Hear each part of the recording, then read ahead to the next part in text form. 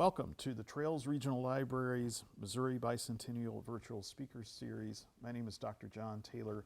I'm a professor of history at the University of Central Missouri.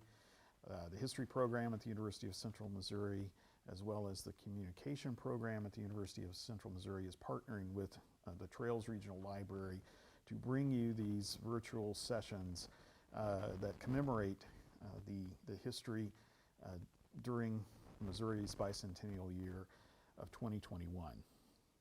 Today we have with us author Jeremy Amick.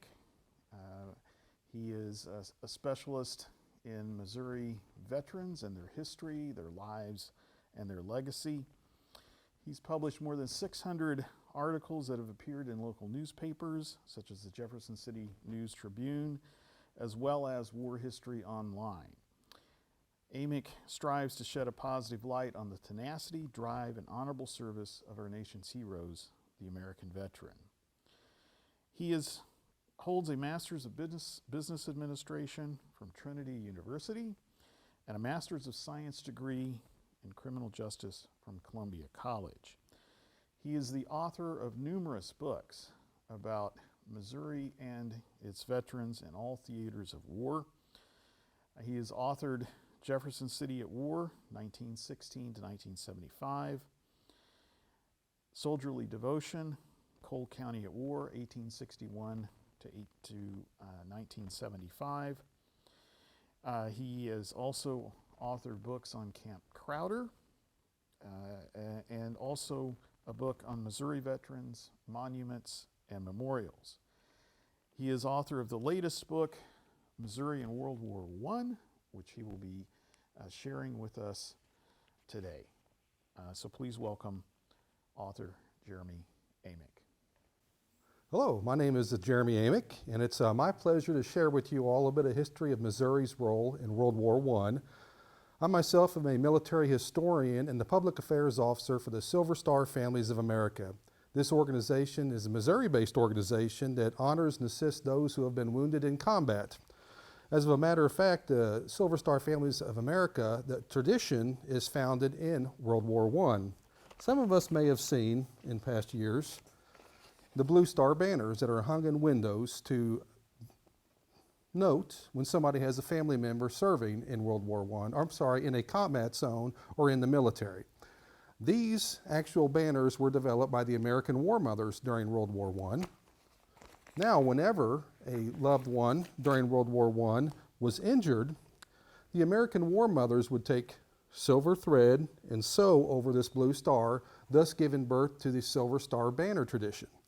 Likewise, whenever a loved one was killed in action in World War I, the American War Mothers took gold thread to sew over these stars, which gave birth to the Gold Star family's tradition. Next slide, please. I'm here today to discuss a little bit of World War I history, primarily as it relates to my most recent book titled, aptly, Missouri in World War I. And this photograph actually came from a larger photo representing a unit of the Missouri National Guard that was mobilized during World War I. Next slide, please. I truly like this picture. This actually came from one of the booklets whenever the Veterans of World War I organization was getting ready to meet for their State Department convention in 1963. This was one of the advertisements that appeared in the booklet. Of course, Warren Hearns was at the time Secretary of State. He was running for governor. Warren Hearns himself was a World War II veteran. The Veterans of World War I were an interesting organization. They were not founded until several years after World War II, and the reason for this is they felt that with the World War II soldiers and service members that were coming into the American Legion were kind of removing the identity that the World War I veterans had established. The American Legion was established in World War I, so these veterans felt that they wanted an organization only for them that was not inclusive of the World War II veterans and to honor their service in World War I, so they established the Veterans of World War I. Now this organization obviously faded from existence with the death of the final member, who we'll talk about in a little bit, who in fact was a Missouri veteran. Next slide, please. I always like to speak the timeline of events of what occurred leading up to World War I. I think it's important to have that background. April 6, 1917 was when we declared war. May 8th, 1917 is a very important date because that's when the Selective Service Act, the draft system, was passed by Congress. And we're going to learn here in a little bit that a Missourian was the primary reason that that new draft system was passed. June 5th, 1917, this was the first draft registration of males between the ages of 21 and 30 years of age. And that's an important date to look at too, because oftentimes when you're researching old World War I records, like the registration certificates, you're going to see that this is the date that are on a large number of those. And then June 20th, less than 2 weeks later, the first set of draft order numbers were drawn. Next slide, please. The Selective Service Act was structured in a manner that was administered through local boards. Now, when this was established, it was designed to basically have local buy-in to the draft system. They discovered that the draft system, the conscription system that they had in place during the Civil War was not very effective. People balked at the idea of being called into the service by the national government. They wanted more local control on their military careers. And additionally, in years past, there wasn't really a registration to speak of. It was hard for the authorities to go out and find certain people to see who was available to serve in the military, whereas the Selective Service Act had set registration periods that helped collect that information for them. The Provost General Marshal established one board in each county, regardless of their population. However, whenever a county's population exceeded 30,000, then there was a separate draft board established. For instance, Cole County, Missouri, which is where Jefferson City, the state capital, is located, had a population of 24,680 people in 1920, 3 years after the implementation of the Selective Service Act. So they would have had one draft board. However, larger communities such as St. Louis, that were well in excess of 30,000 residents, had multiple draft boards. And in Missouri, there were nearly 750,000 men who registered for the draft during the war, and 156,000 served in the military during World War I. Next slide, please. I think we would be remiss in discussing World War I if we did not mention General John J. Pershing, obviously one of our proud sons of the state. He was born in the community of Laclede, and he taught school in the Laclede area prior to being accepted to West Point in 1882. Following his graduation, he served with the Cavalry Regiment and earned the title Blackjack Pershing for his command of the 10th Cavalry. This was an all-African-American regiment of the Buffalo Soldiers. He actually went on to serve during the Spanish-American War, commanding the 10th Cavalry, and so impressed the future President Roosevelt during his service that President Roosevelt would later promote him to Brigadier General over 800 qualified senior officers. He served in the Philippines. He was later an advisor during the Russo-Japanese War in the early 1900s.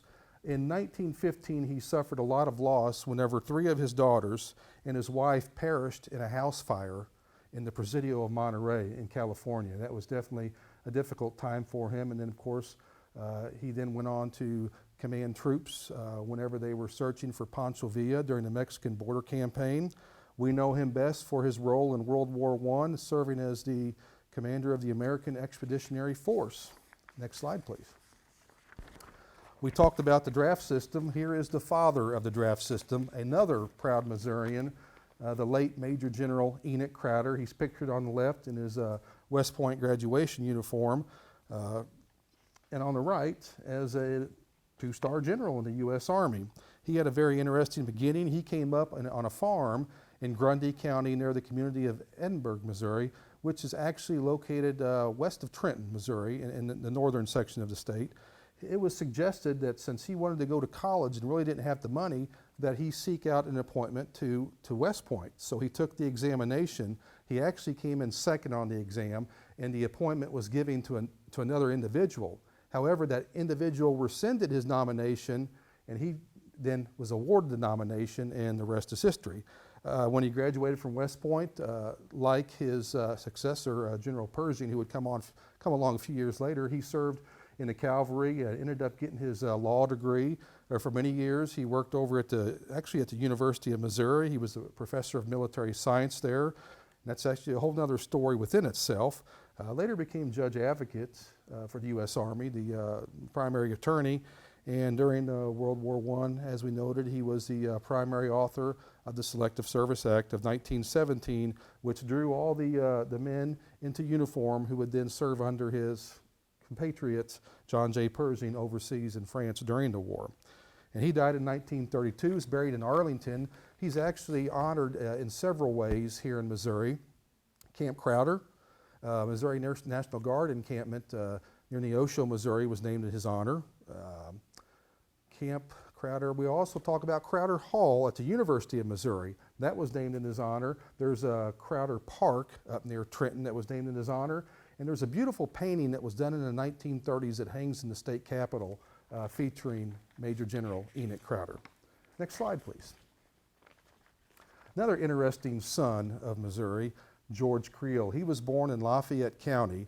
His father was basically left the family. He became an alcoholic, and he was essentially raised by his mother. And he always, he always attested that his mother was the smartest woman he had ever known.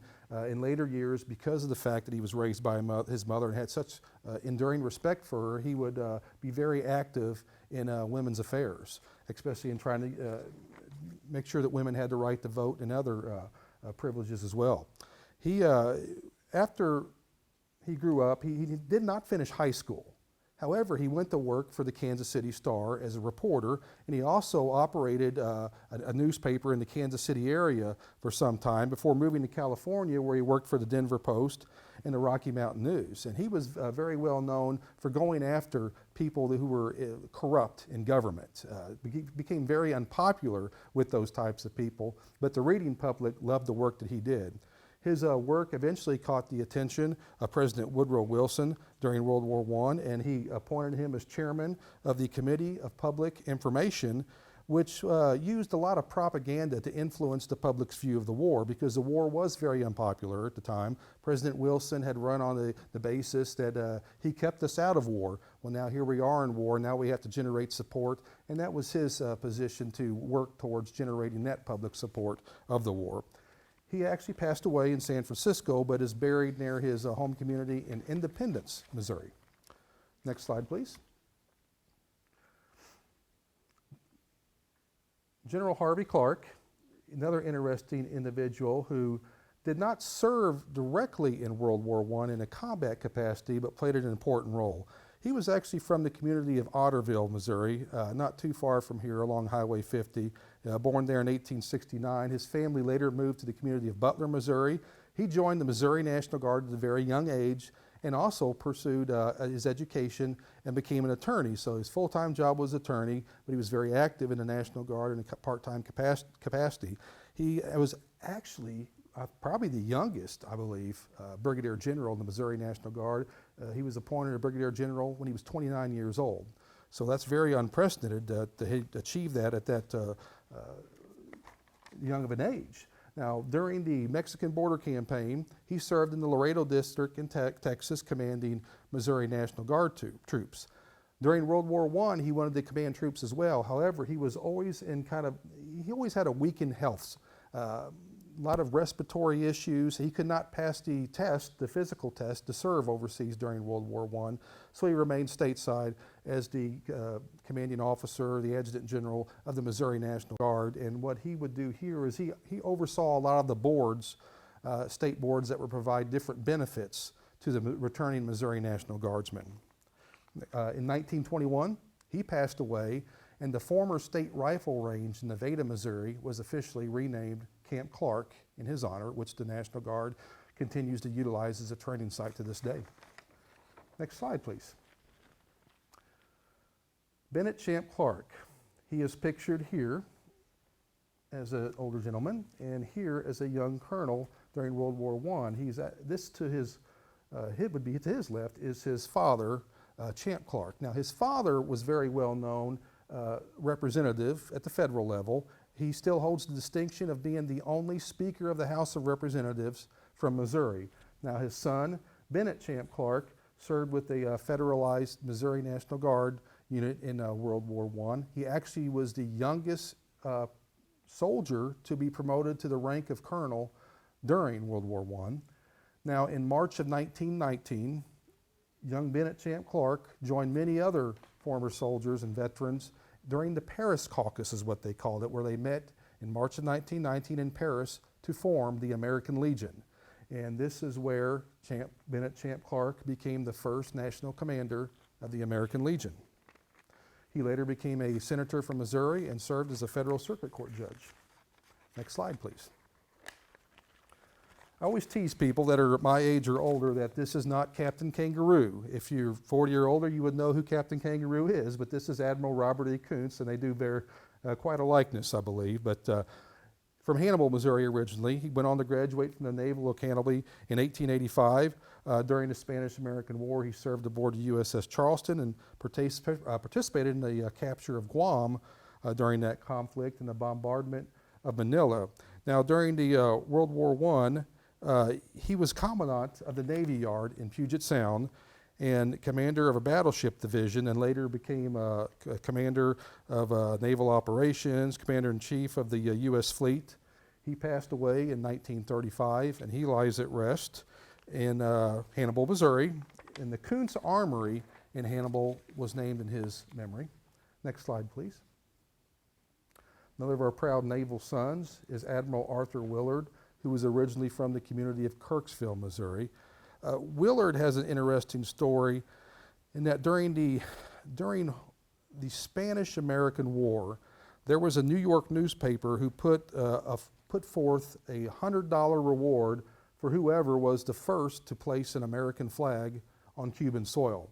He led the shore party that did that, and as a result, he won that $100 reward from this New York newspaper, and he was also given a jeweled sword by the Missouri State Legislative Assembly. We've not been able to track down what happened with that sword in later years, but I hope it does turn up again someday and that it goes to a museum. During World War I, he became commandant of the Washington Naval Yard and earned a Navy Cross. He was awarded that by President Woodrow Wilson for his role in improving delivery of naval armaments during the war. Next slide, please. I think a lot of us will recognize this young man here, Harry S. Truman. Of course, we all know him for his role as the president, but years before that, he enlisted in the Missouri National Guard. He at one time had a desire to attend the Naval Academy or West Point, but his eyesight was so bad that he could not qualify for those appointments. Now, he did manage to memorize the eye chart that allowed him to become a member of the Missouri National Guard. Now, one of the stories that I find kind of humorous is that whenever he joined Battery B in June 1905, they wore uniforms that were very similar in color to the Union uniforms of the Civil War. He was so proud, he went to show his grandmother this beautiful blue uniform with red piping, I believe, and his grandmother basically told him to get out of the house and don't come back here dressed like that again, because apparently her family's farm was ransacked and nearly destroyed by Union soldiers during the Civil War. Now, during World War I, he went on to become enlist and became a lieutenant and later a captain. He served with the 129th Field Artillery deployed to France during the war. It's said that he was very beloved and respected by all those who served under him. And when he served with Battery D of 129th Field Artillery, they said that they set a lot of records in firing accuracy during the war. In later years, he would actually go on to retire as a colonel from the Army Reserve. Next slide, please. This was a cousin of President Harry S. Truman, Captain Ralph E. Truman. Well, he was a captain during part of the World War I, later went on to become a two-star general, Major General Ralph E. Truman. He enlisted as a private. That's how he began his career, as a private enlisted man during the Spanish-American War, during which he was actually wounded during World War I. After serving in the Mexican border campaign, he became a lieutenant, and by the time his service ended in World War I, he had achieved the rank of major. In later years, he remained with the Missouri National Guard and retired at the rank of two-star Major General. he was actually very integral in commanding the 35th Division and preparing them for their service in World War II. And he passed in 1962 and is buried in the Springfield National Cemetery. Next slide, please. Young Lieutenant Omar Bradley. He grew up on a farm near Clark in a log cabin near Clark, Missouri, that small community of Clark, Missouri. Now, after he graduated high school, someone made the suggestion, just like Enoch Crowder, that if he wanted to get his college paid for, that maybe he should consider West Point. And he ended up winning a nomination to West Point and graduated with the class of 1915. During World War I, he was actually sent as a young officer to, with his unit, to guard copper mines in Montana. Now, the copper mines were actually producing material that was much needed in many of the armaments, and they were fearful at this time that somebody might sabotage those copper mines and prevent the delivery of armaments to the troops serving overseas. So it was a very important role. However, he always considered himself a professional failure because he did not deploy with the rest of his comrades overseas to France during World War I. But my goodness, did he make up for it during World War II? We all know most of his story from that, where he became a senior officer of the U.S. Army during the war. He became the first chairman of the Joint Chiefs of Staff and is the last of only 9 people promoted to the rank of 5-star general. Next slide, please. Ernest Hemingway. His tie to Missouri comes when he was working for the Kansas City Star prior to World War I, at least U.S. involvement in World War I, when he joined the 7th Infantry Regiment of the Missouri National Guard, who actually trained at Swope Park in Kansas City. In 1918, he chose to join the Red Cross and served in the Ambulance Corps. He was wounded by Austrian munitions and spent the majority of the remainder of the war recovering from his wounds. And in later years, I think we know what happened with his riding prowess. Next slide, please. Captain Alexander R. Skinker. I like talking about a lot of the Medal of Honor winners from Missouri. That kind of seems to be a fluctuating number. I believe it's 6, and I've seen more and I've seen less. But I've been able to verify that there are around 6 Medal of Honor winners from Missouri during the war. But this gentleman was originally from St. Louis, Missouri. He was a graduate of Washington University in St. Louis. Served in the Missouri National Guard, I think for about 4 or 5 years, from 1903 to 1908 period. Got out, but during World War I, he was called back into the service and ended up, he was killed in action while serving with the 135th Infantry near Chapey, France. Whenever he was unwilling to sacrifice his men whenever they were pinned down by Germans in some pillboxes, so he moved forward of his men to try to neutralize those German pillboxes, and sadly was killed in the process. And he's buried in Bellefontaine Cemetery in his native St. Louis. Next slide, please. PFC Charles Barger kind of has a sad story. He grew up in Lawrence County in southwest Missouri, born in 1892. He was actually adopted by the Barger family because his father went to prison and his mother had put him in an orphanage. His parents had been Staffelbach, and the notorious Staffelbach gang is kind of well known in that history. They committed some heinous crimes. So anyhow, he was adopted by a family who then raised him. He was drafted into the 89th Infantry Division during World War I, and during the Moose Argonne Offensive, he and a fellow soldier volunteered to go into an enemy territory and rescue 3 wounded soldiers. Make a long story shorter, he was awarded the Medal of Honor by General John J. Pershing himself for his bravery in that incident. Now, in later years, he became a police officer, and it's said that he suffered a lot from post-traumatic stress. During one of his police officer calls, he was shot, and I think one of those injuries was to his head. And from what I've read, he was never kind of lost a bit of mental equilibrium after that occurred, and was always in a little bit of trouble. He ended up essentially committing suicide by cop when he was 44 years old, and he is buried in Blue Springs, the Blue Springs Cemetery. And this is some of his descendants installed this stone in Blue Springs cemeteries a few years ago to honor his service during World War I. Next slide, please. Next, I'd like to introduce everybody to PFC John Lewis Barkley, who is well known here in the community of Warrensburg. He was actually born in the small community of Blairstown, not far from Warrensburg. Grew up on a farm near Holden. During World War I, he served with the 3rd Infantry Division, which you can see on his patch on his left of his shoulder there, the 3 stripes representing the 3rd ID. During the war, he participated in several major engagements. On October 7th, 1918, though, is where he gained his greatest distinction. This is when he was serving near Cunel, France. He was able to repair a captured enemy machine gun mounted on a French tank and then twice repel German counterattacks. And for this, General John Pershing presented him the Medal of Honor. He passed in 1966 and is buried in Forest Hill Cemetery in Kansas City. Next slide, please.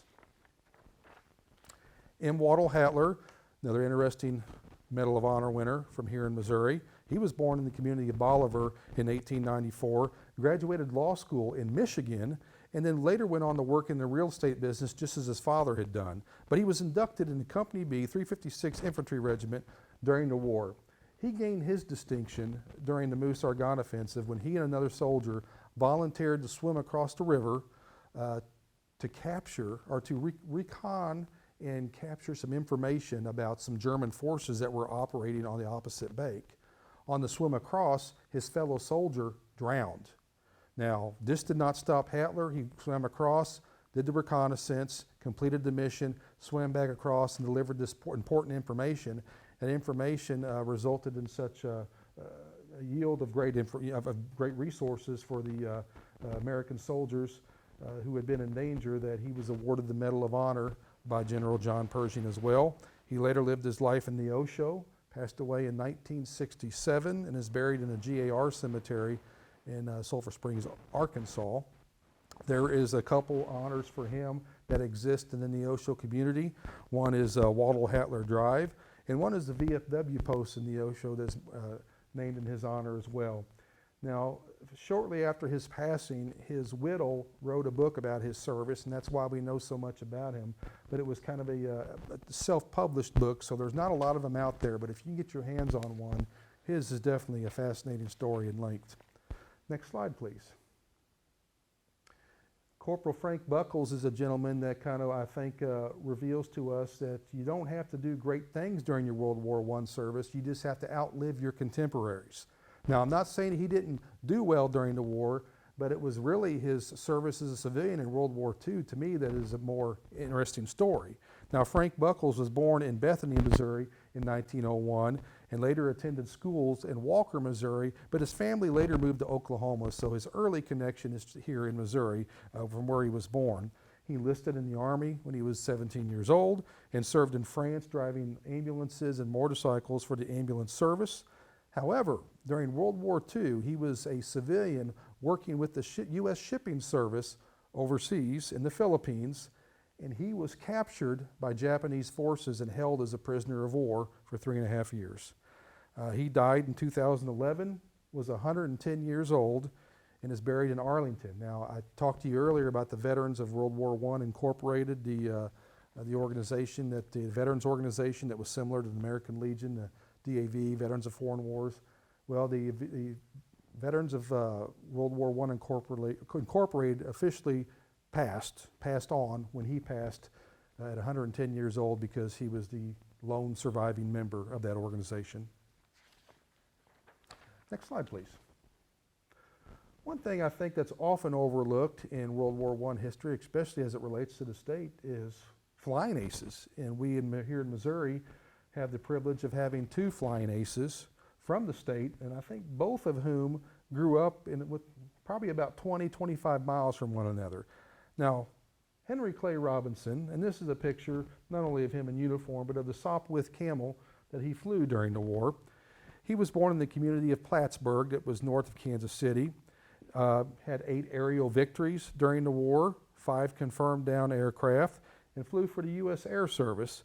He attended the University of Missouri and University of Texas, where he got much of his aviation training prior to the war. He was a recipient of a Distinguished Flying Cross. Sadly, he passed away in February 1919 in Germany from influenza. His body was returned to Missouri in 1920, September of 1920, and it was buried in Green Lawn Cemetery in his home community of Plattsburgh. And newspaper records say that an estimated between 2,000 to 3,000 people came to be witness to his funeral. Next slide, please. Our second flying ace is Orrin Rose. He was from the community of Bean Lake, Missouri, which is northwest of Kansas City, born in 1892. He actually enlisted with the Canadian Flying Corps and trained in Texas prior to the war. He had 16 aerial victories. Shortly after the war ended, he went and served during the Bolshevik Revolution, flying planes during the Russian Civil War. Became a car dealer in Ohio after the war, but during World War II, he was able to enlist in the Air Corps and went on to serve in several stateside assignments. He passed in 1971 and is buried in the state of California. Next slide, please. Sanford Sellers. Sanford Sellers, very interesting family connection to the state of Missouri. I guess you could define it as legacy, so to speak. Now, Sanford Sellers was originally was living in Texas when he was brought up here in 1880 to help co-found the Wentworth Military Academy in Lexington. He was associated with the military academy for 58 years. Now, he himself did not serve in World War I. However, he played an important role by training a lot of cadets who served in World War I. Also, all three of his sons served in World War I. He died in 1938 and is buried in Lexington. Next slide, please. Ovid Sellers is the oldest of Sanford Sellers' sons. Now, Ovid was born in Texas and came with his father to Lexington whenever they founded Wentworth Military Academy. And he actually graduated from the school and went on to attend the University of Chicago, graduating from there in 1904. He and his father actually purchased the Lexington Intelligencer newspaper and ran that for a short time prior to World War I. And shortly before World War I, he went on to earn his degree in divinity and became an ordained Presbyterian minister. Now, Ovid Sellers volunteered to serve as a chaplain with the 17th Field Artillery during World War I. And after the war, he earned his PhD in divinity. And it's very interesting because then he was really became a very, very ardent biblical scholar and researcher, and he was one of the individuals responsible for locating the Dead Sea Scrolls, and he was the first person to take photographs of the cave where the Dead Sea Scrolls were found, which were published in Life magazine. Next slide, please. Sanford Sellers is the second oldest of the Sanford Sellers senior sons. Try to say that several times in a row. He was born in 1892 and graduated from Wentworth in 1908. Like his older brother, he went on to graduate from the University of Chicago, but in 1913. Now, he taught at Wentworth prior to World War I and also became the commandant. But during World War I, he made the decision to join the Army and was commissioned an officer and served in combat with the machine gun battalion during the war. Now, after the war, he returned to Wentworth, was discharged in 1919, returned to Wentworth, became the superintendent of the school. But in later years, after completing his master's degree, he became the superintendent of Morgan Park Military Academy in Chicago. He passed in 1982 and is also buried in Lexington with the rest of his family. Next slide, please. The final and youngest of Sanford Sellers' three sons is James Sellers. He graduated from Wentworth in 1912, and also went on to attend the University of Chicago, graduating there in 1917. He accepted an offer that was given to Wentworth to commission 10 Marine Corps officers among the graduates. So he was one of them that accepted that offer. He commanded the 78th Company, 2nd Battalion of the 6th Marines during World War I. Saw a lot of combat. He was severely wounded several weeks after arriving in France. He earned a Distinguished Service Cross, 2 Silver Star Medals, and Purple Heart. He was discharged also in 1919, later served as Commandant, Superintendent, and President of Wentworth Military Academy until 1990. He actually instructed some very interesting students. One of his students was Marlon Perkins, the former host of Wild Kingdom, and Congressman Ike Skelton. He died in 1990 and is buried in Lexington. Next slide, please. It's always fun to talk about some of the Missouri's naval legacy, at least in name. USS Missouri, BB-11. This was the second ship to carry the state's name. Now, I have to be clear when I say second ship. This was the second U.S. Navy ship to carry the Missouri's name. There was a Confederate vessel that had the USS Missouri name, but it was not considered a U.S. Navy vessel. So again, this was the second vessel name, U.S. Navy vessel named for the state of Missouri. It was a main class battleship that was launched in 1901. When it was commissioned, it was actually done so by the daughter of Francis Marion Cockrell. He was a junior senator from Missouri, and it had 4 12-inch guns and several smaller armaments. It participated in what we call the Great White Fleet, and this was several ships that sailed under the command of Theodore Roosevelt to basically flaunt our newfound naval power to the world. Later, it was the first battleship in 1915 to pass through the Panama Canal, and actual Admiral Kuntz's son was serving on the USS Missouri when it passed through the Panama Canal. After the armistice, well, during the war, it helped train sailors, and after the armistice, it was used to ferry soldiers from France and bring them back to the States. It was decommissioned in 1919 and sold for scrap in 1922. Next slide, please.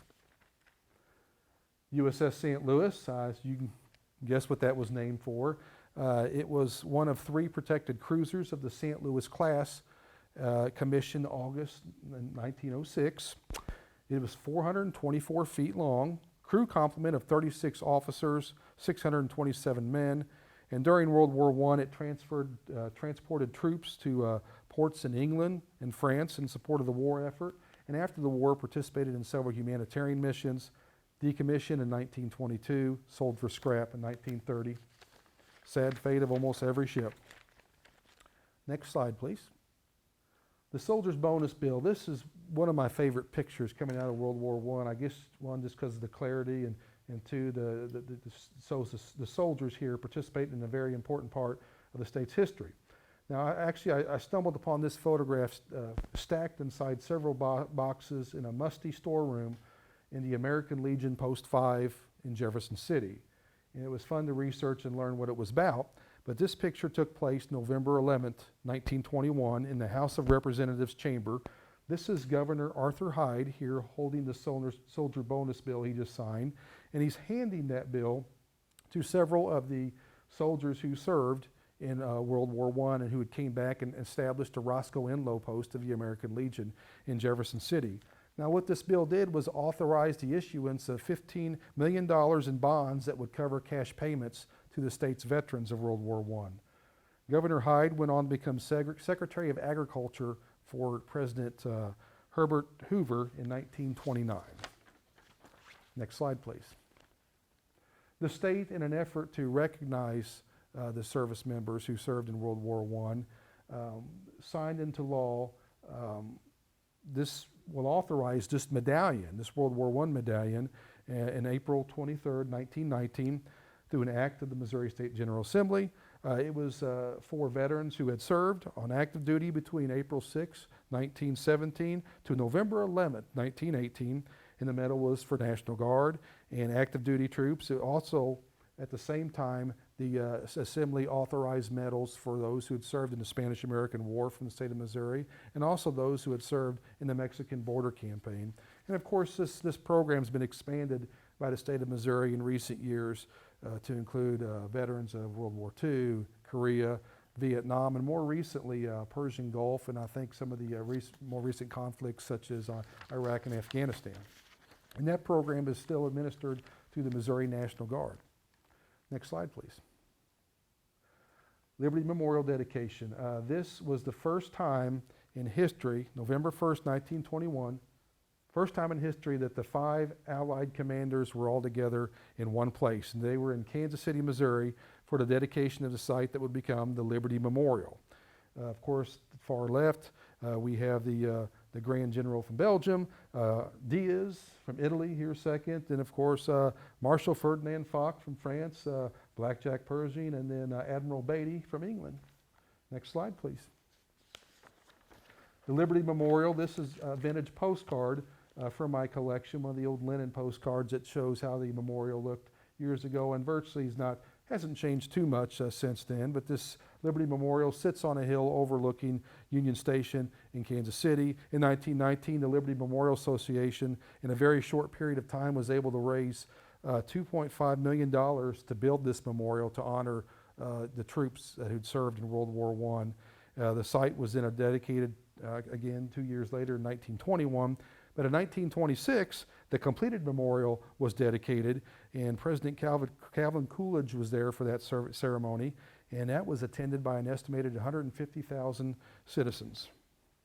Next slide, please. The Call of Missouri. We'll close with this one because this one really bothers me too. This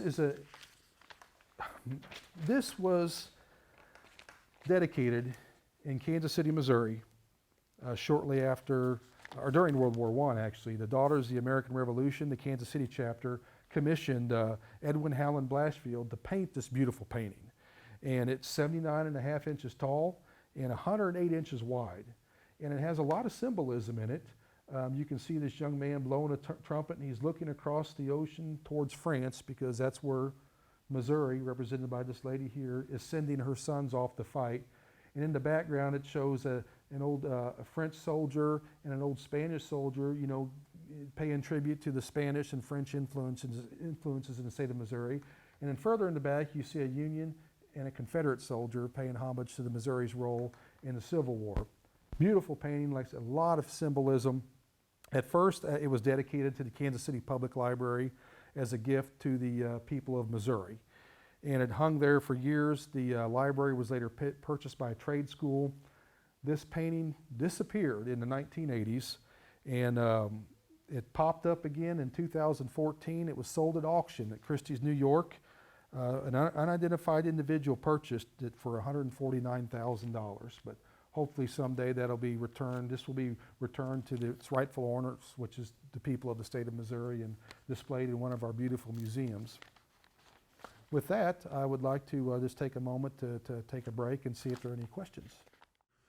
Jeremy, thank you very much for that presentation. Got maybe a couple of questions. The first question, you've done so much research about Missouri and veterans and their service in all different theaters and wars. Tell me, what is the most important thing that you've learned from doing this research? Well, I'd have to say that it's that the legacy, the proud legacy and distinction our state has. I truly do not believe that World War I could have been achieved in such a fashion as it was. The war won so quickly without Missouri's role. I mean, if you look at John J. Pershing, you know, we provided the man who went on to become the commander of the American Expeditionary Force. Look at Major General Enoch Crowder, another Missouri guy who went forward to create the draft system that drew all the individuals into the service. One of the things we didn't get into and discuss much was the mules, you know, all the Missouri mules that were provided for the war effort. And there's several other factors, people and resources that Missouri provided that I think really played a part in bringing the war to a successful conclusion. You mentioned the mules. Can you tell us a little bit more about their service in the First World War? You talk about them in your book. Yeah, and I mentioned in the book, of course, I can't remember the numbers off the top of my head, how many tens of thousands of mules that Missouri provided for the war effort. In addition to horses, and of course the mules, I mean, they were used to haul equipment in muddy areas, you know, where vehicles would become stuck or it wasn't feasible for vehicles to even be used, and they could pull artillery. There was several ranches and farms here in Missouri that produced those, not only for the United States, but a lot of our allied compatriots such as England and France were purchasing these mules from us as well. Thank you.